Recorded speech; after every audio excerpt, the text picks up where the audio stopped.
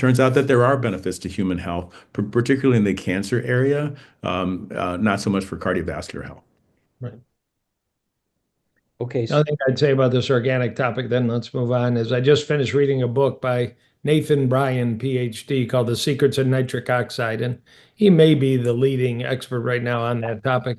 And it turns out that they use less fertilizer on organic greens, and there actually are less nitrates in organic greens. And if you're Oh, wow. chewing kale and arugula with the goal of boosting your nitric oxide, actually conventional lettuce does it better than organic. Now, so it's very, but still in my house we buy organic, but it's a trade-off. Just the rules of organic farming don't promote heavy nitrates. Of course, Dr. Esselstyn, steaming, greens 6 times a day. He doesn't specify organic or not. Well, actually, if your goal is nitric oxide, you probably should do conventional. But just to be clear, since this is discussed so much, nuts, seeds, avocados, olives, and olive oil, 2 cardiologists are saying is okay. Well, actually, I'd say about if you got out of the plant-based world, 99% of cardiologists would say okay. It's only in our small plant-based community of physicians that this conversation even exists.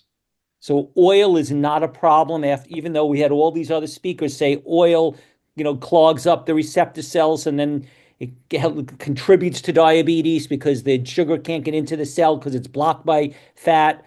In other words, that's not how you view it. You're saying oil in moderation works?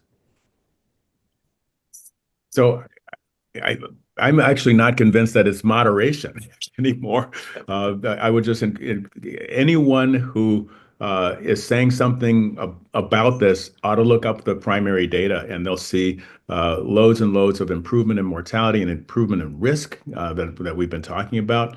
And so, I'm less and less certain that I'm pretty convinced that I wasn't right about overweight people avoiding it, and I will try not to do that in the future. Avocado oil does improve outcomes and improves cholesterol as well. And I'm recalling a study of outcome in women that actually were better when they were eating avocados. So I don't see any evidence other than the logic that that the fats are, and the old Robert Vogel study of high fat changing endothelial function just needs to be reevaluated and examined with every single oil.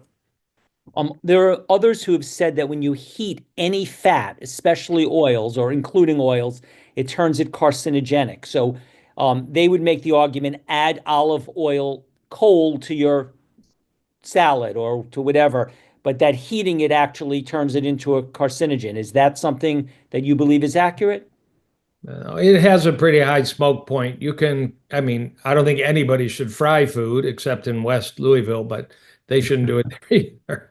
But you can easily saute and cook, and all the great chefs of the world do that with olive oil without, denaturing it. I did do a quick Grok AI search, and I hadn't done this one, but extra virgin olive oil and diabetes, lower risk, better insulin sensitivity, reduced inflammation, reduced oxidative stress.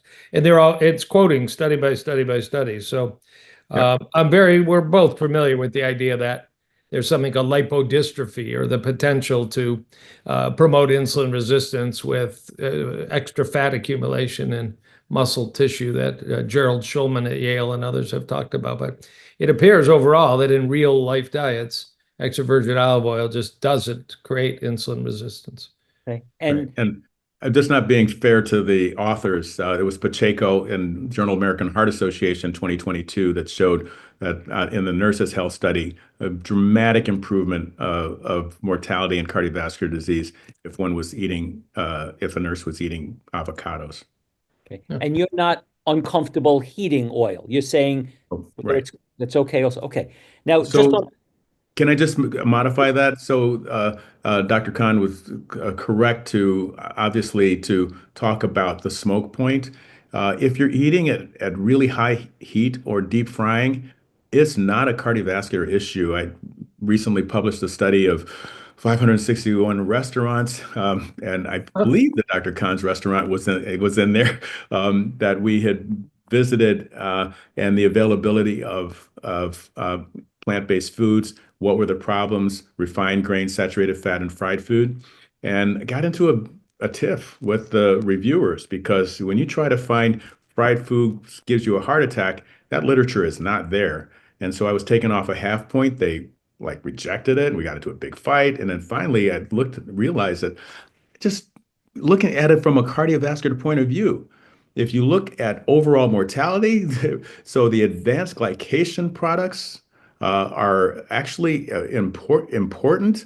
And so stop looking at it like a cardiologist, but look at it alive or dead. Fried food, getting rid of fried food is really important when it's deep fried. So I did fix the manuscript. It did get published. And this is one of the major things that we should be telling people to avoid. Okay. Agree.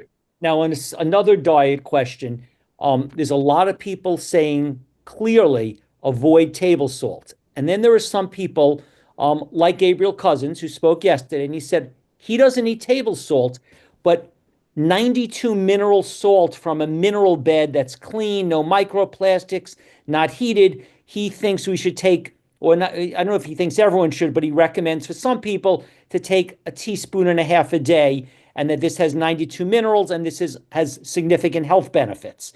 So based on that, should we be including salt in our diet the way he is, where it's not table salt, but a high quality salt, or is salt a problem, even if it's the way he says? Kim, that's yours. Oh yeah, I'll take it. Okay, so first, hopefully every author and every listener will take into account that there are salt sensitive people. Certainly, most African Americans are, and there's this whole theory about the slave boats and who survived it, with people who were able to conserve sodium, and therefore we're all descended from people who were sodium sensitive. And when salt is in abundance, we end up with more hypertension.